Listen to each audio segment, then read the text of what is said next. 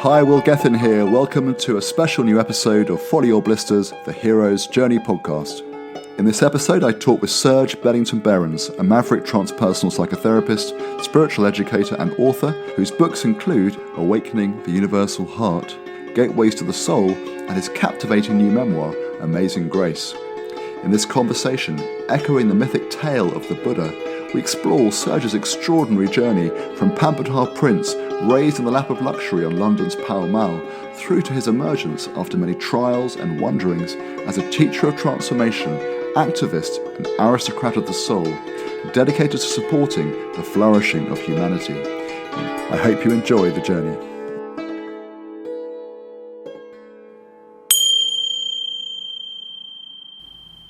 Good morning, Serge. Good morning, Will. How are you today? How's life in Mallorca? Life in Mallorca, it's a little bit chilly for Mallorca, but otherwise life is pretty good. It's a good place to live. It is, and I got the pleasure of visiting you there once, out in Palma. We had a nice coffee in the square. It's a beautiful spot. Yes, there's worse places on the planet that one can live than Mallorca. We've not been hit by any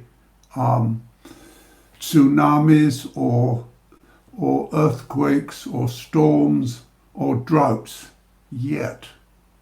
So, and I'm going to keep my fingers crossed. Well, that's good.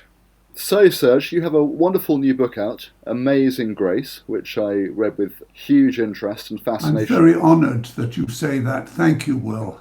It's fantastic, and it shares your colourful lifelong journey of transformation from grand beginnings as a son of a Russian princess and an English multimillionaire tycoon, all the way through to rebelling against your elitist material world upbringing, becoming a spiritual seeker, joining the American counterculture in California, and gradually emerging and evolving in your life as a transpersonal psychotherapist, spiritual teacher, activist, and author of books, Amazing Grace being your third. Do you want to give a quick overview, Serge, of the book and why you felt called to share your journey? Well, I think I felt called to share my journey, because I think it's an unusual journey, and I'm always listening to other people's journeys, and I thought, it's my turn now, my work as a psychotherapist. And also because I thought that there's certain things that one can learn from my journey. In other words, a lot of spiritual autobiographies don't go into the nitty-gritty of a person's real life and his problems with money and relationships and work and the general hassles of what it means to be a citizen of the 21st century. And they're all, just about sort of spiritual things. I saw this great guru and he said, you need to love more.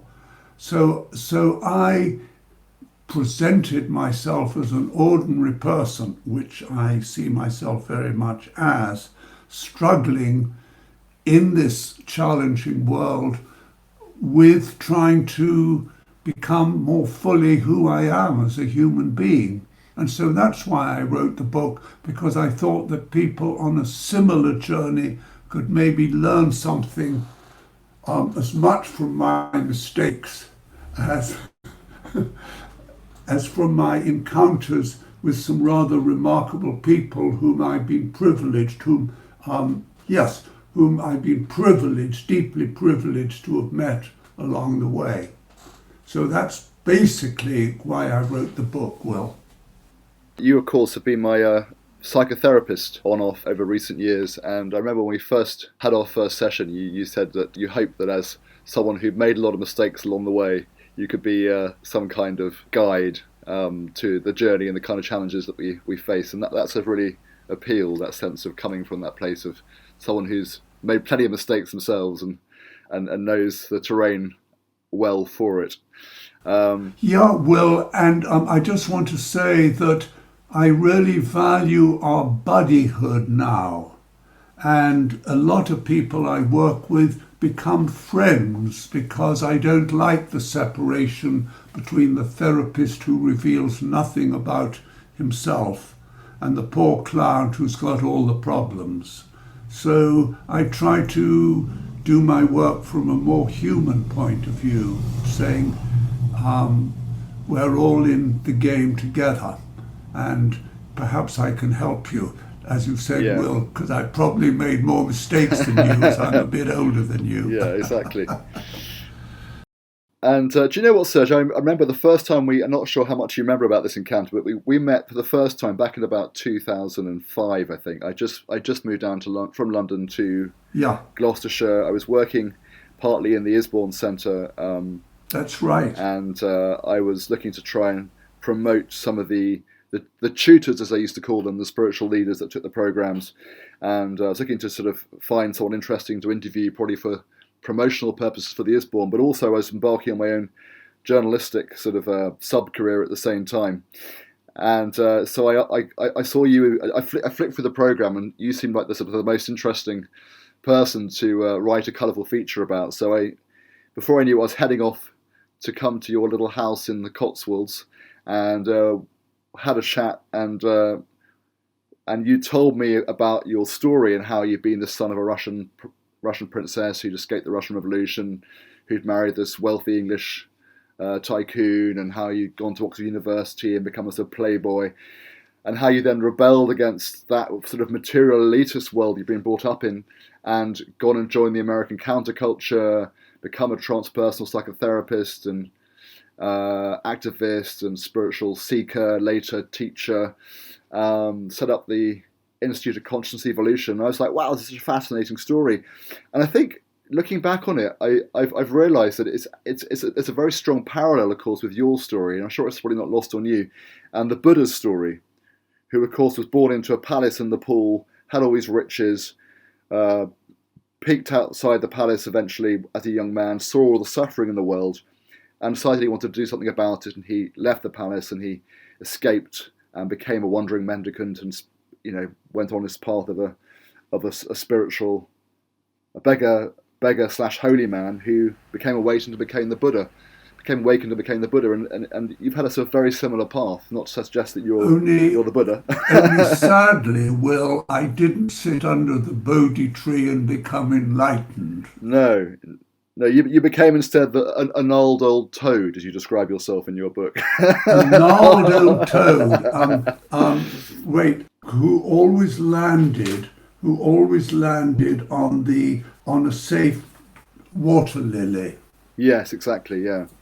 Hence the title of the book, The Sense of Amazing Grace, a helping hand that guided you and protected you and supported you through your life and always led you through to safety. Well, yes, I feel that that sort of grace is available to all of us, and it's kind of a spiritual force. It's like having the Force be with us, as Obi-Ben Kenobi said to Luke Skywalker in Star Wars, may the Force be with you. And I think that that's what grace is, but we need to put ourselves in line so that grace will notice us and that we notice it.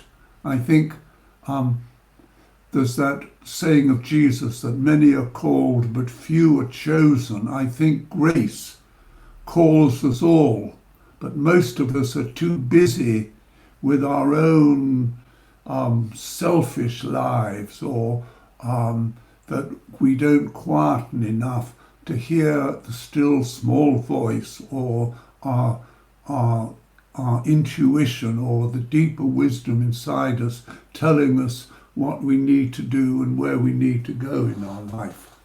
So I guess that I've tried to stay aligned to grace, because it's sort of led me in all sorts of directions, and it's also led me into fierce areas. I've had a lot of difficulties in my life, and I still see that it's about grace. I remember there's a remark by the mystic Thomas à Kempis where he said, grace is given us to teach us and is removed to train us. So grace not being there is also grace, because we have difficulties and conflicts, and we grow through learning how to deal with these difficulties and conflicts. So yeah, exactly, and you, in this sense, you followed your blisters, which of course is also Campbell's sort of refined mantra, shall we say, from follow your bliss to follow your blisters, which takes into account that when you follow your true calling, the challenges that you're going to inevitably face along the way, that you'll grow through, and the bliss will be stronger for as a result of overcoming those challenges. So Serge, before we dive into the journey, I'm just going to, if it's okay with you, going to read a tiny little snippet from I think it's the end of the introduction to your book. It's a little question mark about where the book leads, which I think is a nice place to lead in from. So it says, how the hell did the only son of a multi-millionaire, titled industrialist and Russian princess, educated at snooty old Harrow and Christchurch, Oxford, well-trained in the dark arts of snobbery and elitism, move away from the world he was born into to become, in a small way, a spiritual educator, soul-centered psychotherapist, a teacher of transformation, and an activist for the planet? So your book is a story of how that happened, and it's a story of your journey, your hero's journey. So let's dive into this journey and find out. And we'll start with the call to adventure, and then obviously we're going to want to hear about your early years and the formative years that formed the person who then rebelled, in a sense, to take up that call and go on a different path. But let's start with the call and then rewind and go back to what Campbell might call, or the hero's journey calls, the ordinary world, i.e. the background before that call comes. So the call to adventure, Serge. What was the call that the most? I mean, I'm sure I know you've had several calls in your life, but what would you think was the most poignant or pivotal one that led you on this path you're on today? Well, I think that what calls a lot of us to adventure is that our lives as we live them are not adventurous enough, whether inwardly or outwardly. And I found the rather materialistic, status-driven, ego-infused world that I lived in not particularly satisfying. It didn't make my heart sing. And so the call was, how can I find a life that makes my heart sing, or as Joseph Campbell sort of put it, satisfies my need for bliss? Because I think that we're all, I think Joseph Campbell talks about the need to feel more alive. And I guess what my call was, that I wanted to live a life where I felt more alive, more connected to life, more a part of life, instead of separate from life, that so many of us lead our lives where, under the illusion that we're separate from ourselves, from other people, from our planet. I wanted to be more part of the adventure, of the unfurling of the larger life that's happening around us all. Yes. So was there, would you say, a definitive moment or a herald, in a sense, sparked the adventure? For example, I know there probably were various calls, like I imagine Findhorn was probably a huge call and an awakening to a different way of living and a spiritual family and so on. I know you spent some time there, but perhaps when you went to California, for example, was when you really sort of dived into, I think in your book you talk about your life really began with this trip to California and the journey that opened up from there. So was there a call that led you to go to California? Yes.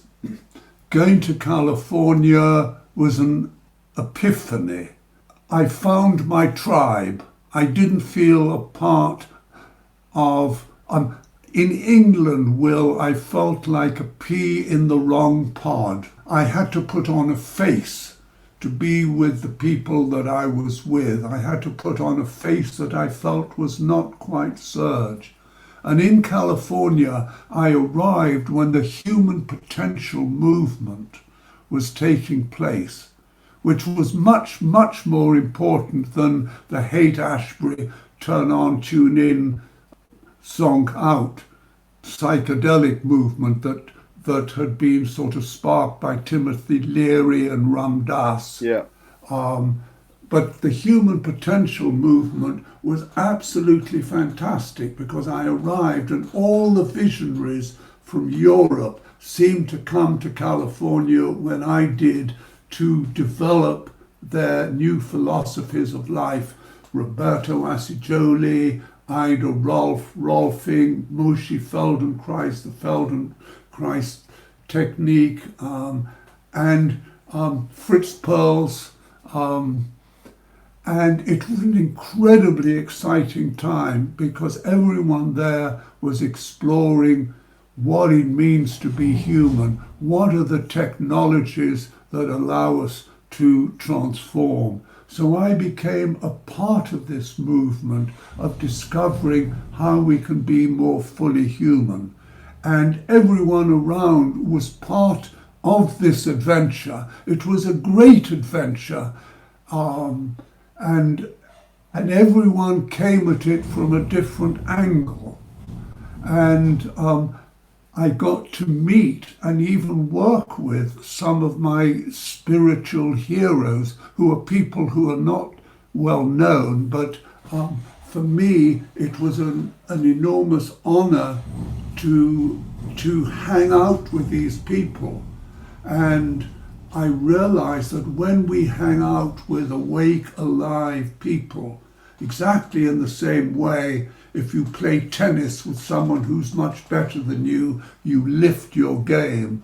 Well, being with these kind of people lifted my game. I was able to start realizing that in life I needed to play a higher game, a more conscious game, a game with more love, a game with more purpose. So it was an incredibly exciting adventure being in California, and I loved it. So in a sense, the call was or became or learned to be how to be more human, more fully human, how to experience and give more love and experience more purpose. Would that exactly, be fair? Will. So if we just sit with that call a sec and then just rewind the clock, get back to the ordinary world and just give the background, the context to where that journey came from. Tell us about a sort of overview sense of what it was like growing up as Serge to this life of very immense privilege and extravagance and luxury. Yeah. Well, I had physical and material abundance, but not emotional and spiritual abundance, as both my dear, dear parents were wounded human beings. My mother carried the trauma of having been born in the Russian Revolution, and my grandparents escaping, taking her as a little child away and losing everything. My dear dad had been in the First World War and got shell-shocked and had his twin brother blown up in front of him at the Battle of the Somme. And in those days, they didn't have cure for what was called shell shock, but is now called post-traumatic stress disorder. So sort of basically, these traumas impacted into my world. And although I had the best of everything, smart tailors to make suits for me, good education at Harrow and Christchurch, Oxford, a lovely flat in Belgravia that my father got for me, my heart, as I said earlier, Will, it didn't sing. Yeah. And I didn't feel part of this conventional world where I was told I was special just because I was the son of my parents and therefore had to be, and then had this awful surprise when I got into the real world and found, for some extraordinary reason, that not everyone else in the world agreed that I was so special. And I remember I was about 7 and I wanted to play with the village children. And I said to my mother, can I go up and join the village children on the green, because we had a house in the country? And my mother said, no, they're common. And I really remember that incident, and something froze. I wasn't to mix with common people, with people who sort of spoke like this and didn't have my posh kind of accent like. And that was enforced by going to Harrow and to Christ Church, Oxford, where most of my friends also had titles. They were lords or earls or dukes or princes.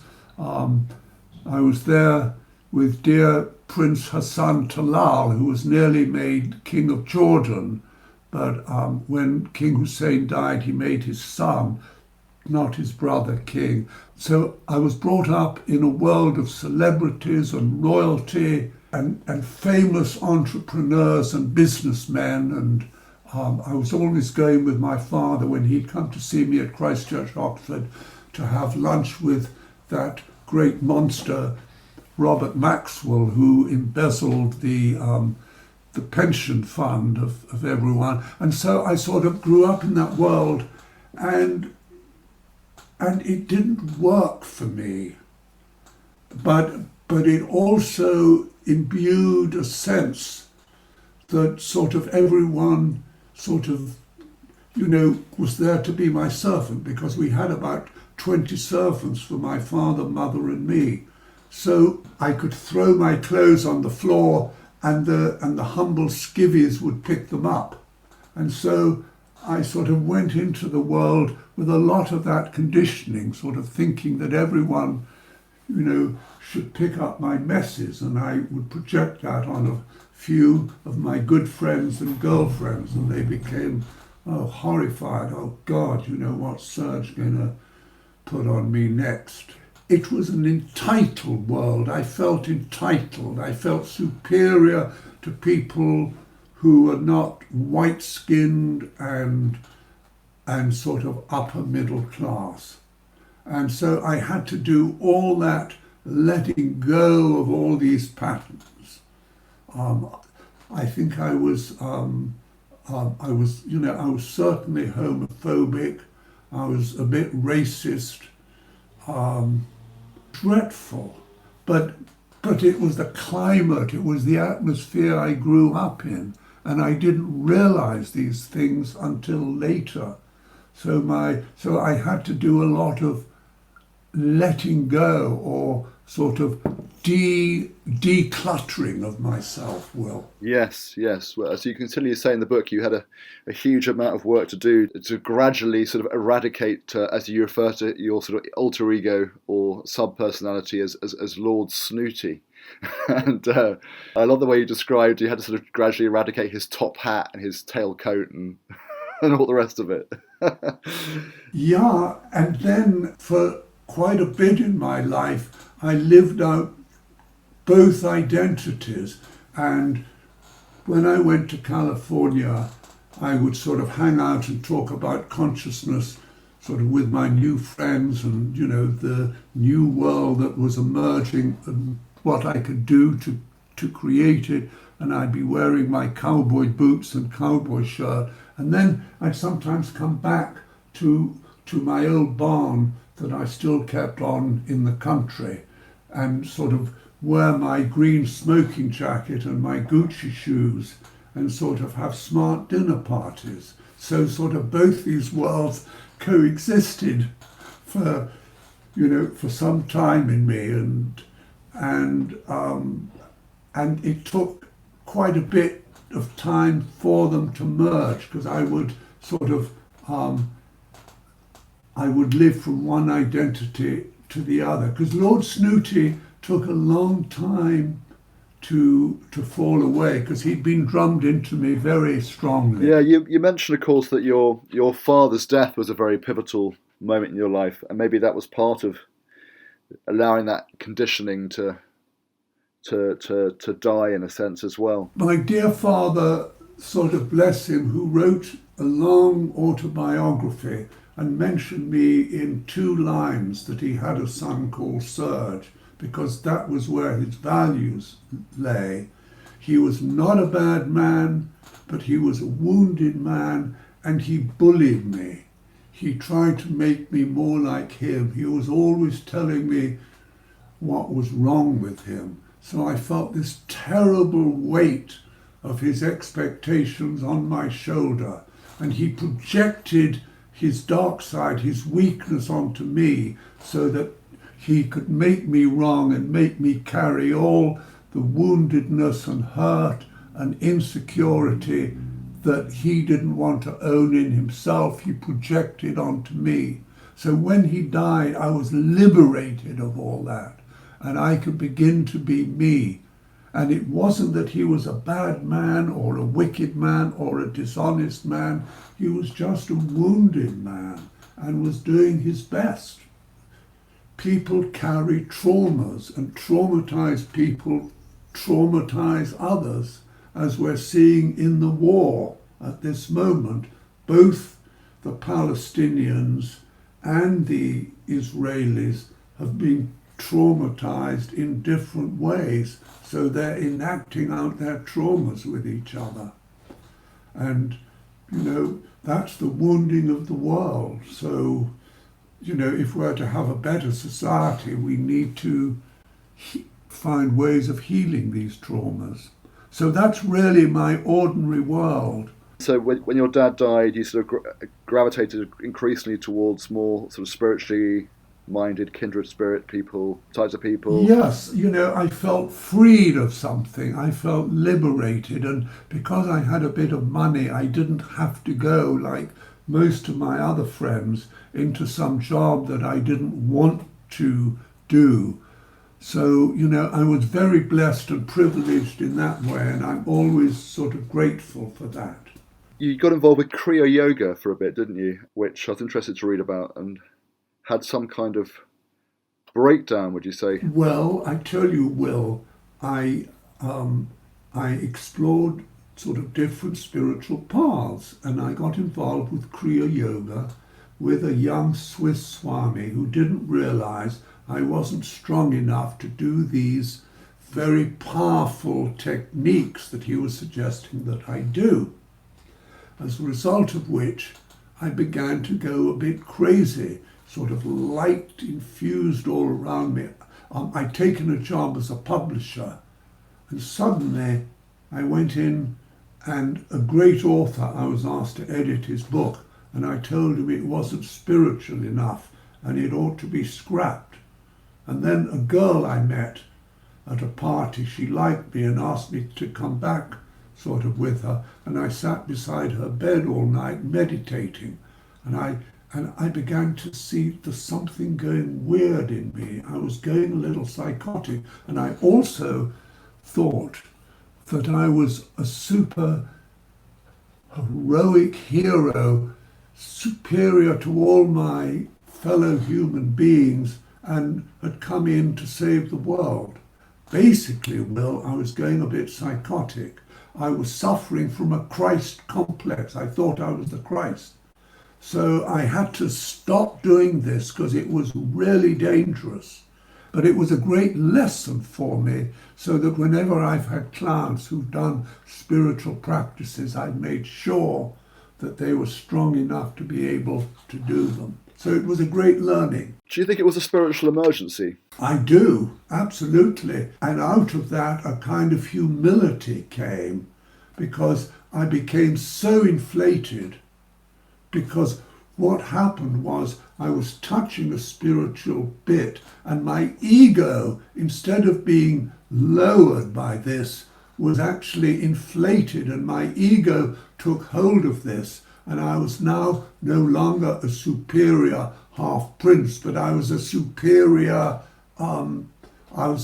superior spiritual guru to save the world.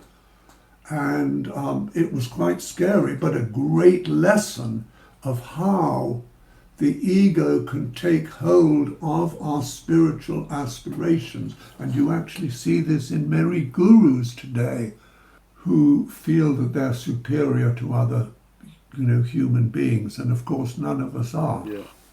Okay, so in general, we've got a sort of trajectory of spiritual exploration and emotional turmoil that continues that you're still sort of stuck with, and then, hey presto, we take the plane finally to San Francisco to take up the call to adventure. Hi, this is Will here again. That bell was just to alert you that we're going to take a quick break so I can tell you about the different ways to listen to and engage with this podcast. I really hope you're enjoying this episode, which has been released on Apple Podcasts, Spotify, YouTube, and all major podcast channels where you can also subscribe. Any ratings and reviews would be greatly appreciated, as they really help to let others know about Follow You Blissters, and don't forget that we're spelling blisters with a double S on the bliss. To find out more about this podcast and the hero's journey, please head to my website, consciousfrontiers.com, where you can sign up to the newsletter for updates about future podcasts and events, and follow our social channels. Thanks for listening, and now let's get back to the journey. You cross the threshold, in a sense, to begin that adventure with the plane landing in San Francisco. And then you have a chapter, I think, called California Dreaming in the book, and effectively you're on the road of trials from California dreaming onwards. And he mentioned that 27 to 39 were the most adventurous years of your life, where you began to really savour what being fully alive was all about. And as you mentioned, you explored the human potential movement, and you're on a quest to live a more balanced, creative and meaningful life. And so out of this, there were lots of very interesting spiritual trainings.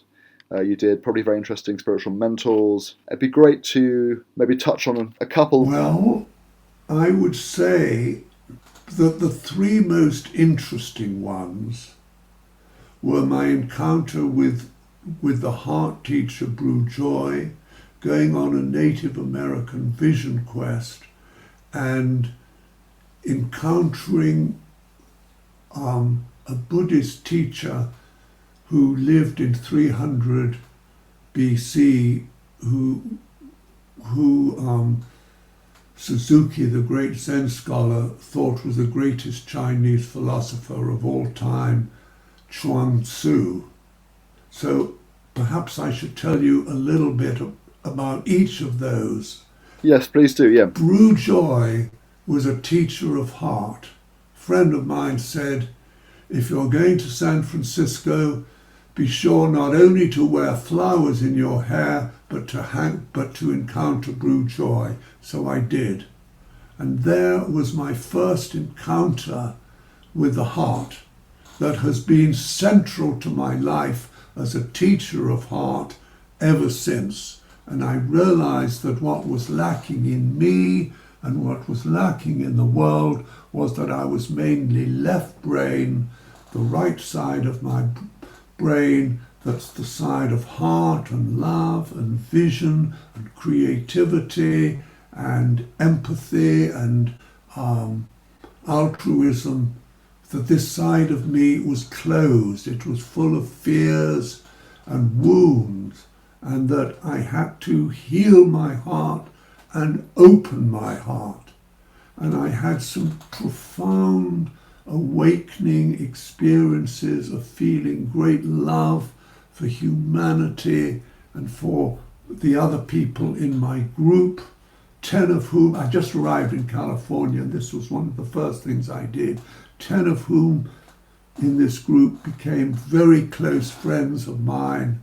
And it was just wonderful because I realized that what the world needed was heart, and that inside our heart lay all the best human qualities of kindness and wisdom and empathy, as I said. So being with Brew Joy was the most important experience, and he became a good friend, and I studied with him quite a few times. Wonderful, wonderful man. Then I went on a Native American vision quest, which was wonderful because the aim of that is what they call to dance your dream awake, much the same as Joseph Campbell's of following your bliss. But here you dance your dream awake by fasting and letting go. And on this vision quest, it was wonderful. I fasted, and I just let go. And that was where I began to let go in a very strong way the conditioning that I had had in England. And Lord Snooty began to get smaller day by day. And it made me understand that there's three ways to let go. One is psychotherapy, you go into your wounds. Two is spirituality, you explore higher states of consciousness, and so the lower states fall away. And the third way is simply to fast and meditate. And basically, on this vision quest, we had no water, we had no food for 10 days. And it was a real ordeal because I was terribly hungry. But then I began to let go. And then I began to tune into my deeper nature. And I realized how important fasting is. And I've done this for at various times in my life. And actually at this moment I've got a lot of work on. And I'm eating very little and no sweet things. And it's making my mind so much more alive. I remember a wonderful experience I had of seeing a mountain lion in the distance, and there was no fear. I felt this mountain lion has a right to exist, and we all have grown up out of the earth, and we're all part of one great beingness, the beingness of the planet Earth. So that on this vision quest, I no longer just knew in my mind that all was one, but I had the direct felt experience of my connection to the plants, to the trees, to the sky, to a lake, because where I was doing it, that there was a lake nearby. I just felt part of nature, and it was a wonderful, wonderful, wonderful experience, this vision quest. My other experience was doing a training at a Zen Buddhist monastery. I learnt about this teacher called Chuang Tzu, and I read everything about him and read all his writings. And basically, his idea was that, again, it's about letting go, that we need to let go and surrender into the basic goodness of our being, that who we are has a basic goodness to it, and that the aim is not to try to build up goodness, but to let go into it and to surrender, as in that way we touch into the deeper grace of life. And so when we're in that surrendered place, we somehow know what to do because we're in touch with an inner knowing. So through Chuang Tzu, I got to touch into an inner knowing inside me that knew what I needed in my life and where I needed to go. And so those three were very, very important experiences of my being in California, even more important than my training to be a psychotherapist, which again, I'll just quickly say, I love doing, and it was not work. And I realized there's a difference between hard work when we struggle at it and soft work where we're doing something that we love doing. And I loved all the spiritual training programs I did, and sort of learning about psychosynthesis and learning about psychotherapy. And it came so easily because it was right for me. And I realized that I couldn't do things in life that were not right for me. And it's still the same thing today. During this time, what would you say, I mean, obviously we're talking a huge period here, aren't we? What were the great life challenges that you face on this road of trials in the California stage, shall we say? Women were always a challenge to me because I'd been wounded by my mother. And so I would always fall in love with women who were ice queeny and didn't really see me, and not be touched by women who were kind and big-hearted and who wanted to love and give to me.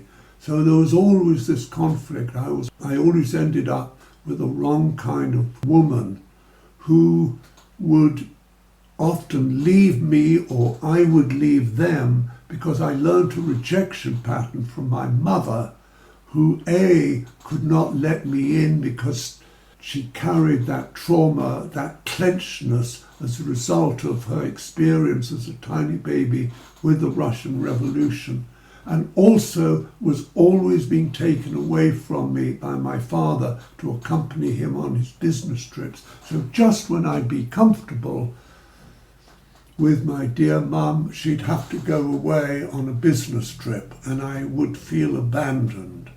And it would happen time and time again. So that there was a big story of me being the abandoner or me being abandoned. And so that was a big trial. And also the trial of, again, sort of letting my old conditioning go, because it didn't go down well in California. You know, sometimes Lord Snooty would raise his head and his top hat and tails would come out, and sort of people thought, what a pathetic old git, he's not being genuine.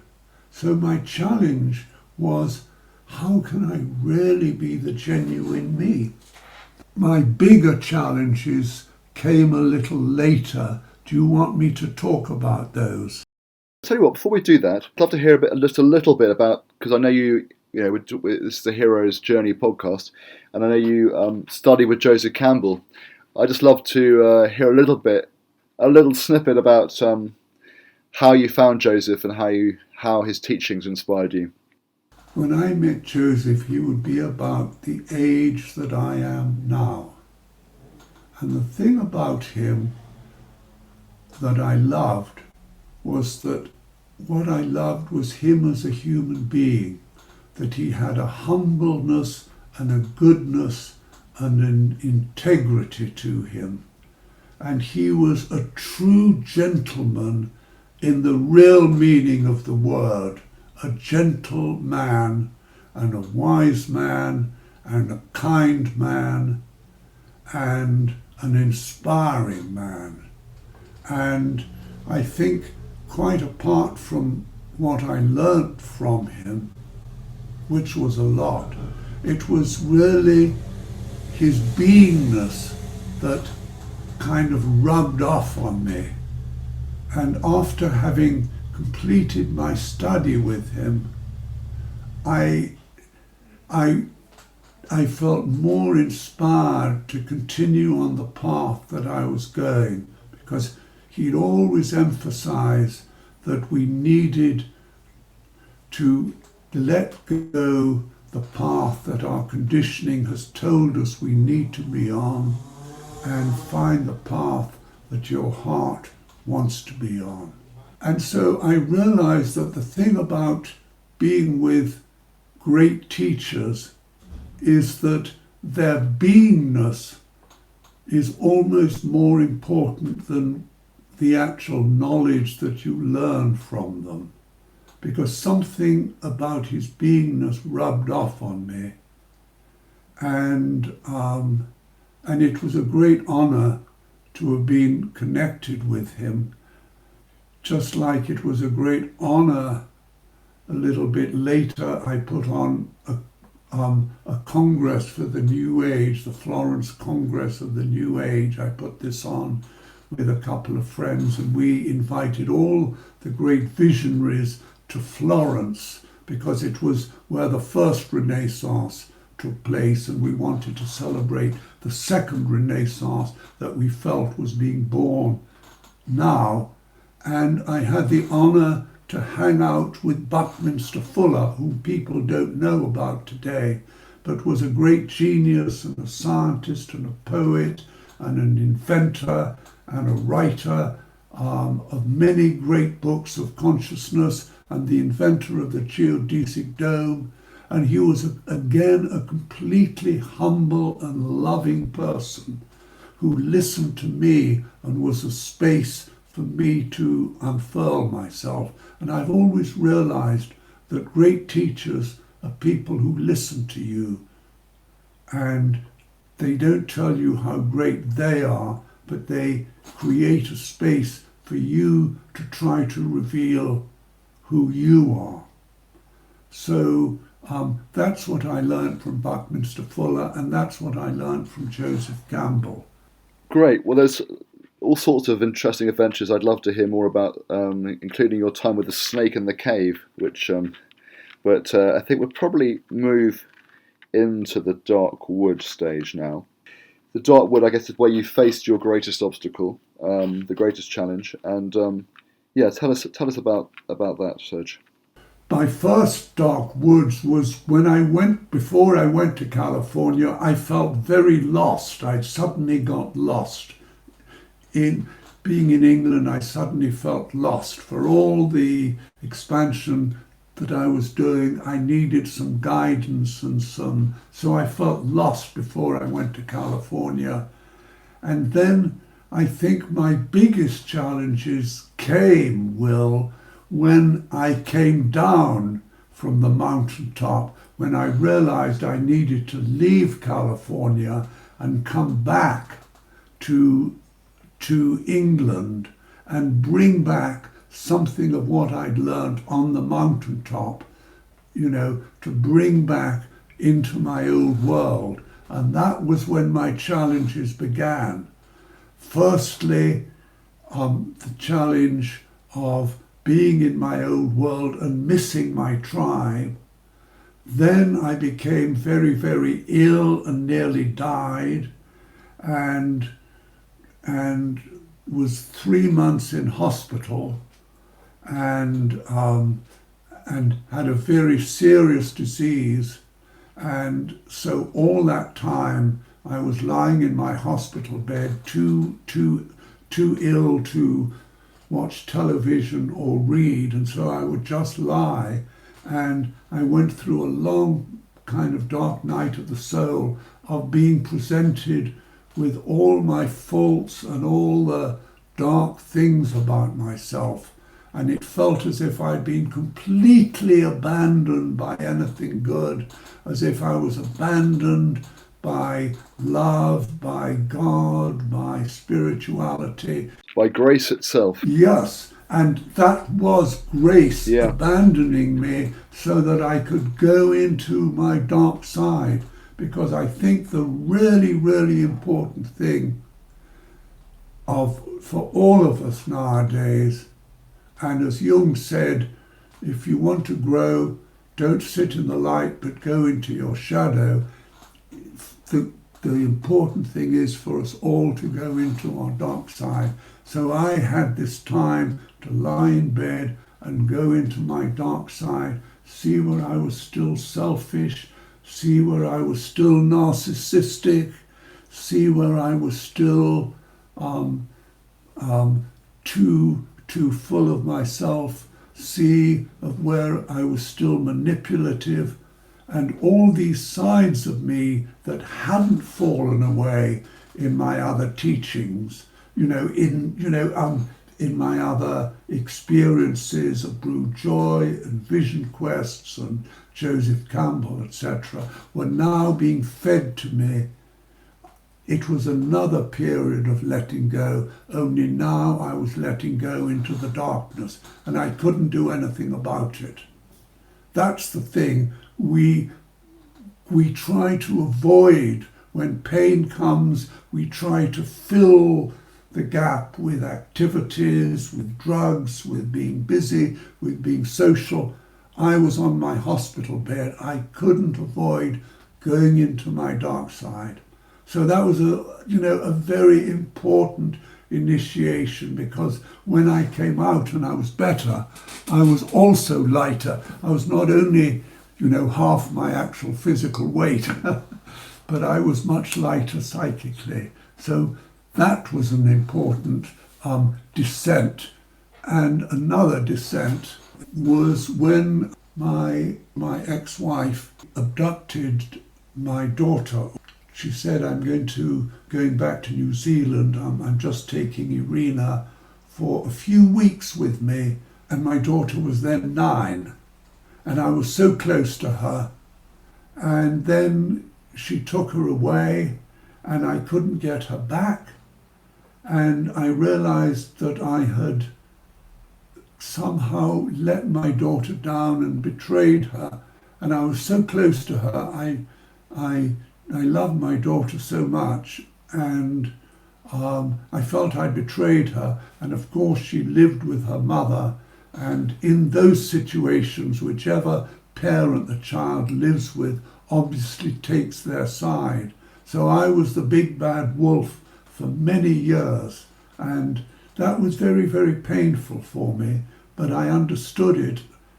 And it was again sort of part of my learning to keep my heart open. And now sort of happily we're in a wonderful relationship, my daughter and I, and we couldn't be closer. And we speak the same language and we're in touch all the time. Sort of, even though, as I speak, she's in New Zealand finishing her degree. But Will, in terms of real tragedies, like what the Ukrainians are going through or the Palestinians are going through or what people in Afghanistan or Yemen are going through, it's an absolute minor one. I never had to face any real terrible things like, the death of someone I was really, really, really close to, or losing every penny I had, or losing the house over my head. So that I was very blessed. I was just given enough difficulty in order to help me to grow. What was the treasure that emerged from that particular dark wood, would you say? I think there's 3 treasures. The first is meeting my soulmate, Martina, my current wife, who for some extraordinary reason seems to love me and see me and understand me. And so I'm incredibly blessed, because actually, Will, in the last year, my leukemia that I've had, and I wrote in my book, it never emerged. After I'd finished the book, it did emerge. And so I've been being treated for it in the last year, and that's been quite tough. And she needed quite a lot of looking after me, was needed in the last year. So Martina, darling Martina, was one treasure.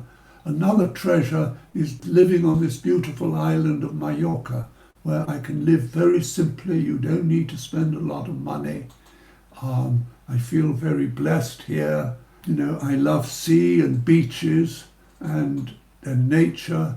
Another treasure is, Will, that in a small way I seem to have come into my own as a human being. I feel that all the things that I've struggled towards, I've somehow found.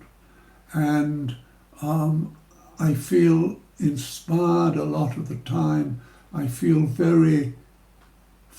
my heart feels full of a lot of love a lot of the time.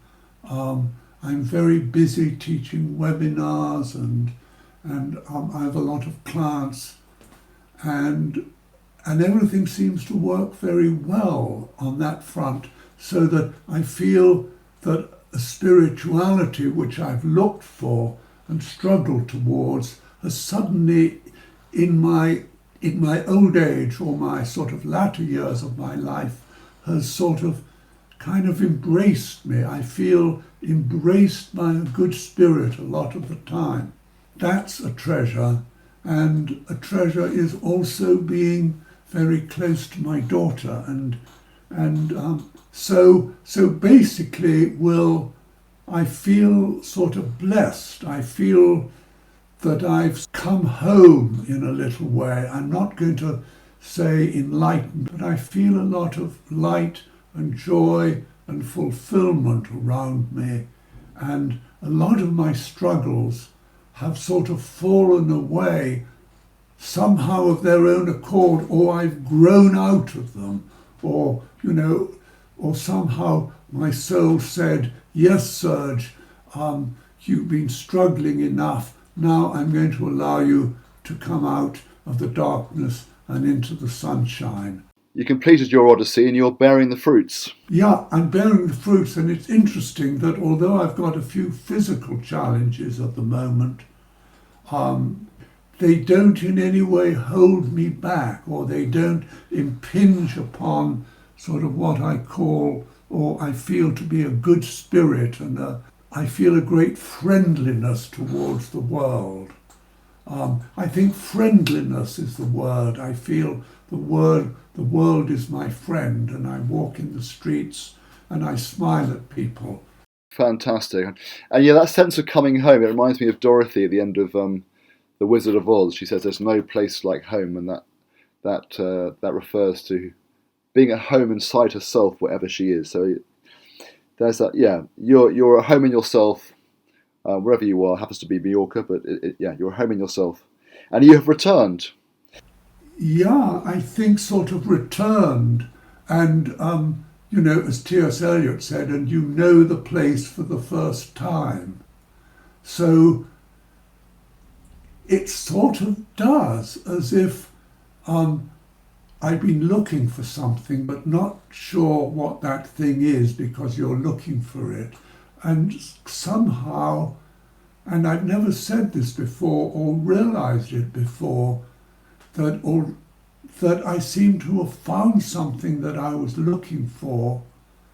And it's kind of mysterious, because you read in books that you're supposed to be enlightened and all is one, and you look, and you feel I'm one with all that is, and you never feel upset or anything. I don't feel anything of that. I feel terribly, terribly upset at the state of the world. In fact, Will, I've just written a 40-page article in which I'm going to make a long video of the roots of war and how to heal war. So I've been tremendously engaged in these wars, and I've been working with that.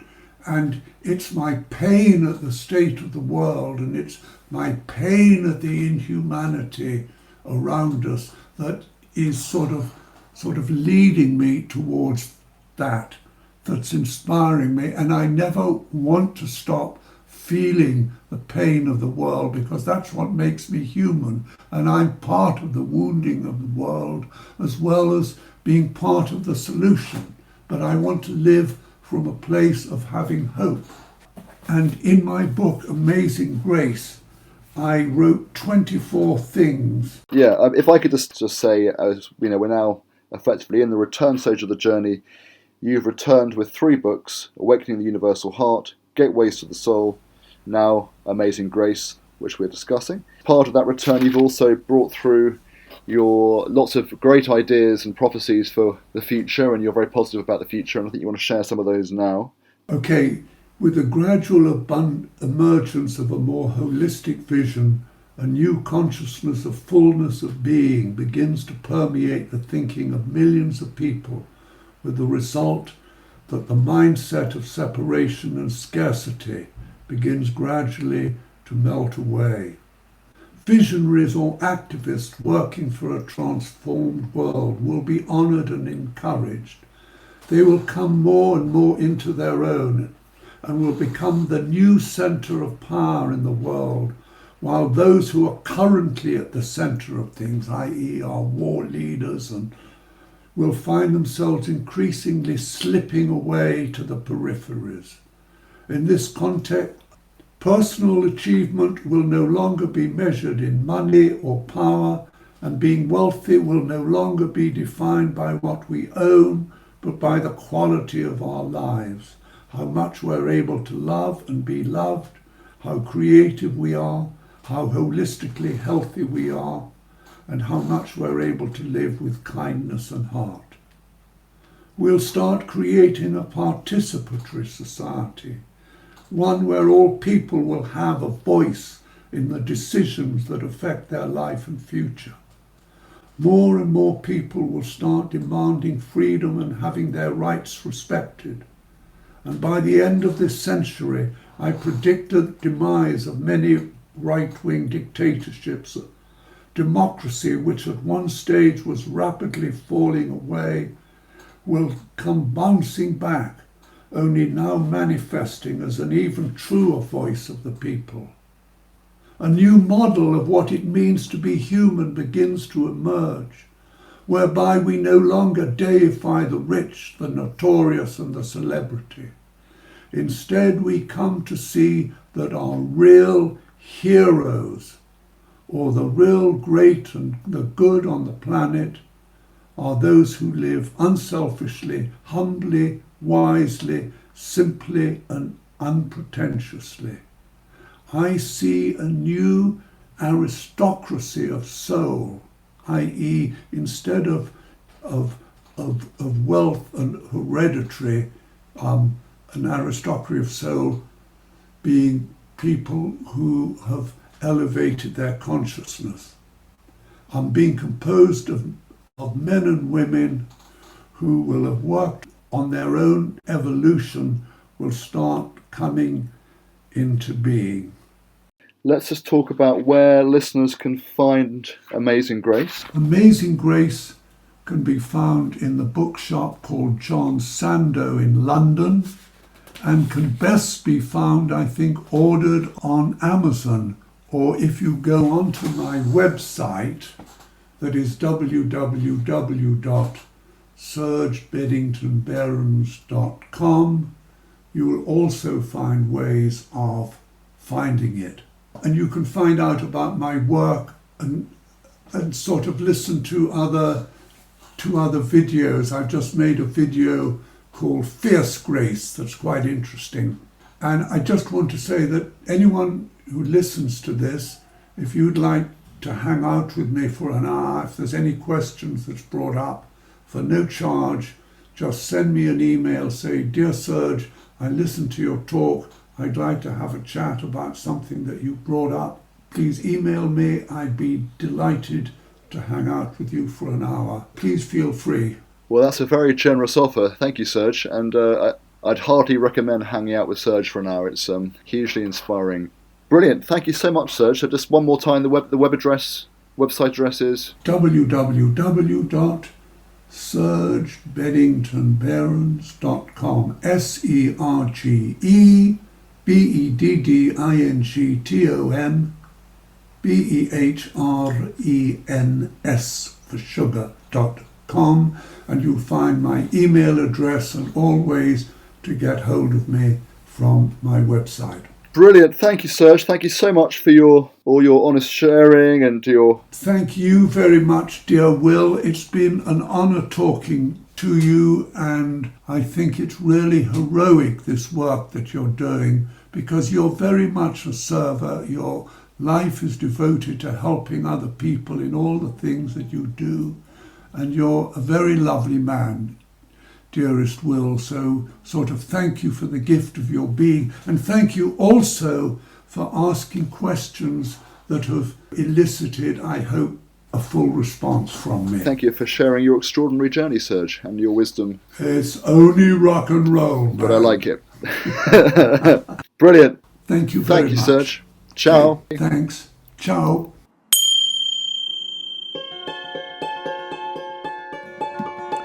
Thank you for listening to this special episode of Follow You Blissters, produced in association with Conscious Frontiers.